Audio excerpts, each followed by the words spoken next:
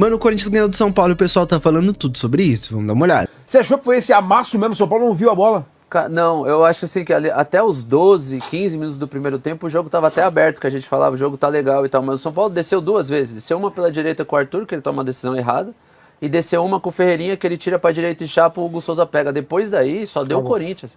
O Corinthians mandava os jogos com o Garro caindo mais pela esquerda, com o Bidu e o Lingard, que, de novo, o Lingard me impressiona o quanto ele tá correndo, o quanto ele tá ajudando taticamente, e pela direita com o Mateuzinho, Carrilho, e o Yuri Alberto fazendo facão. Cara, o Corinthians, isso no primeiro tempo. No segundo tempo, e aí vem o lance do gol, e aí tem um fato curioso, que ontem na entrevista coletiva, o Gabriel Sá do Arquibancada Tricolor, ele fala pro Roger, o Corinthians deu, ele dá a entender, o Corinthians deu o gol. E aí o Roger, o bastidor depois, fala assim, você acha que ele deu o gol? Cara, Roger, o Corinthians deu o gol. Tem uma pressão ali, mas se o Ranieri não é displicente daquele passe, quando a pressão do time dá certo, quando a bola vai para a direita, o time encaixa, a pressão funciona, você coloca o time adversário em posição de desconforto. Não foi o que aconteceu. A pressão funciona.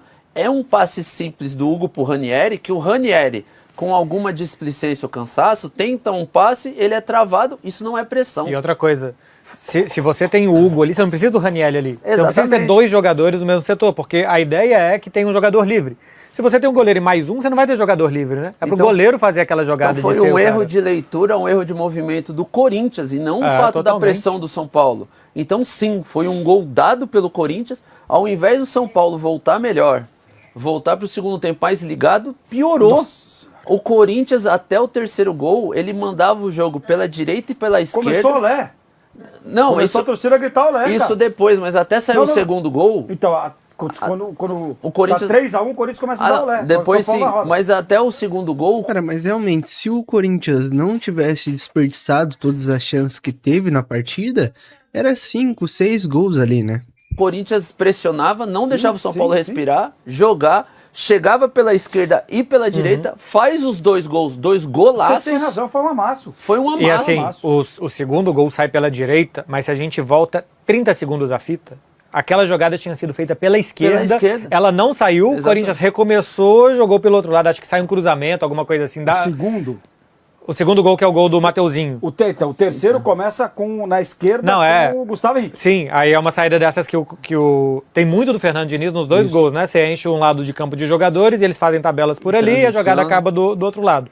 O segundo gol do Corinthians, antes de sair a jogada pela direita, que o Carrilho vai buscar a bola lá atrás, ela começa na esquerda, sai uma triangulação que não dá, o Corinthians volta a bola, tenta pela direita. Mateuzinho, Carrilho e Mateuzinho. Eu acho que o Corinthians tenta, o São Paulo recupera, o Corinthians já pressiona, recupera de novo e reconecta pela direita. A gente tinha visto o jogo contra o Peñarol, que o Corinthians acho que tinha jogado muito bem, só que tinha sido tudo pela esquerda. E pela direita praticamente só acabava as jogadas. Ontem o Corinthians mostrou isso que você disse. O Corinthians, por um lado e pelo outro, ele conseguiu atacar muito bem. É o melhor jogo.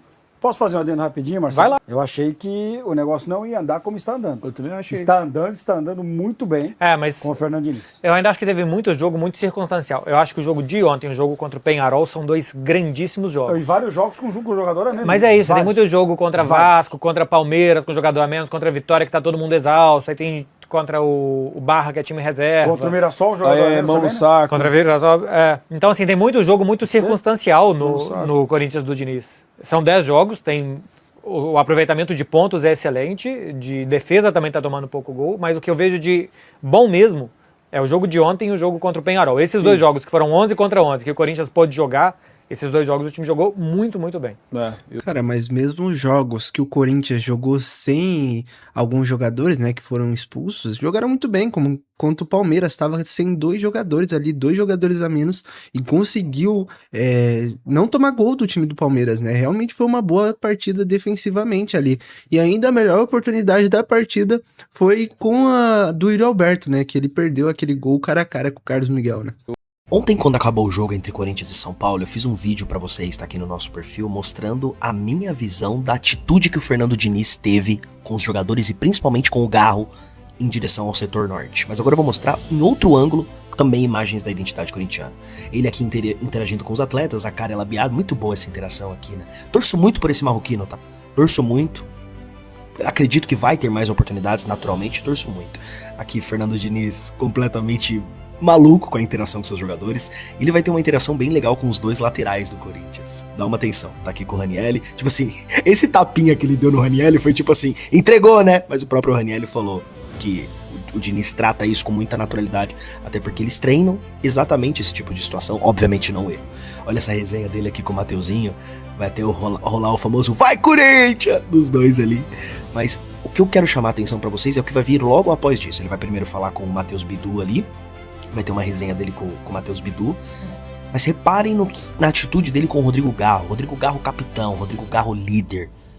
E eu tô percebendo muito essa interação do Fernando Diniz com o Rodrigo Garro. Aqui a resenha dos dois. Você tá maluco, maravilhoso. Agora olha isso, ó. Ele fica incomodado porque os jogadores não vão até próximo setor norte, que é o coração da Neoquímica Arena.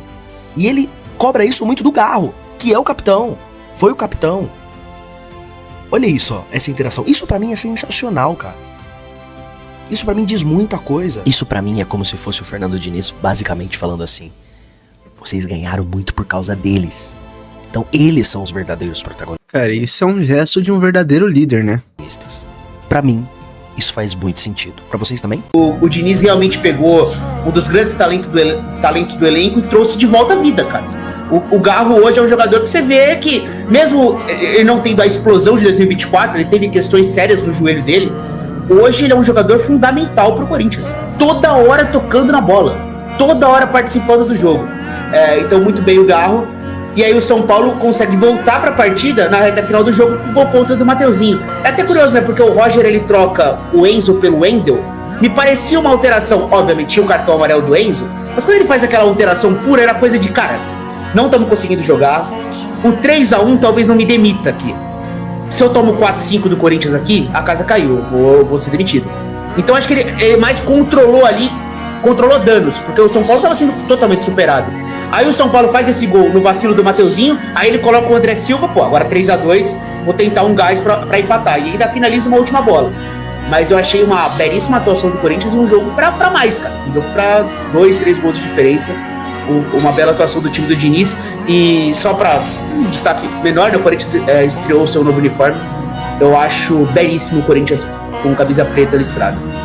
Pra mim é um uniforme bonito mesmo. Cara, e realmente o Diniz conseguiu recuperar aquele Garro de 2024, né? E que muita gente estava querendo ver esse Garro de novo e tá jogando muito bem. Eu acho que foi uma das melhores partidas desde 2024, né? Porque realmente aí deu 2 assistências e jogou demais. É bizarro como o Luciano é o artilheiro dos gols inúteis. Todo jogo que o cara vai lá, faz um gol, provoca, comemorando na bandeirinha, o time dele consegue perder. Teve a Copa do Brasil de 2023 contra o Corinthians no jogo de ida lá na Arena, onde ele chuta pro gol, a bola bate na trave, bate no Cássio e entra. O gol foi contra do Cássio, mas vamos fingir que foi do Luciano, né? E aí o Luciano vai lá, todo emocionadão, chuta a bandeirinha, mas no fim não teve jeito, o Corinthians venceu por 2-1 aquele jogo. Depois ele tentou fazer a mesma coisa lá no Allianz Parque contra o Palmeiras. Luciano foi lá, empatou o jogo pro São Paulo, comemorou, chutou a bandeirinha do Palmeiras, e tudo isso pra nada porque o Palmeiras também venceu o jogo por 2-1. Mas como o Luciano é raçudo, brasileiro, não desiste nunca, ele foi jogar contra o Vasco lá em São Januário e marcou o primeiro gol do jogo, o jogo que abriu o placar pro São Paulo. E mais uma vez, emocionado com o gol, ele foi lá e chutou a bandeirinha. E pois é, mais uma vez não adiantou nada, o São Paulo mais uma vez perdeu por 2-1. Inclusive é engraçado, parece que sempre perde por 2-1 quando ele faz isso, né? E agora mais uma vez em 2026, em um clássico contra o Corinthians, ele foi lá e empatou o jogo pro São Paulo, saiu todo grandão, mais uma vez foi lá comemorar do lado da bandeirinha do Corinthians e pasmem, não adiantou nada, o Corinthians venceu por 3-2. Inclusive esse placar foi bem mentiroso, já que esse jogo poderia ter sido 5, 6 pro Corinthians, tranquilamente. Pois é, galera, esse é o ídolo, camisa 10, que tem até cânticos da torcida do São Paulo. Depois os caras ficam bravos porque não ganhou mais título nenhum. Tem um São Paulino muito famoso que ele faz conteúdo do São Paulo, e aí um vídeo dele viralizou nos nossos rivais, né, nos corintianos, que ele falando que o São Paulo é a putinha do Corinthians, e sei lá o que e tal, muito bravo, e eles fizeram um corte disso. Cara, eu fiquei muito bravo com isso, porque, né, São Paulino não pode falar umas coisas dessa, pô, tá de sacanagem. E, irmão, eu fui tentar pesquisar os duelos de Corinthians e São Paulo. Meu Deus, que desastre fora do normal. Que isso, minha gente, não pesquisem isso, tá? Caraca, tem alguma coisa errada.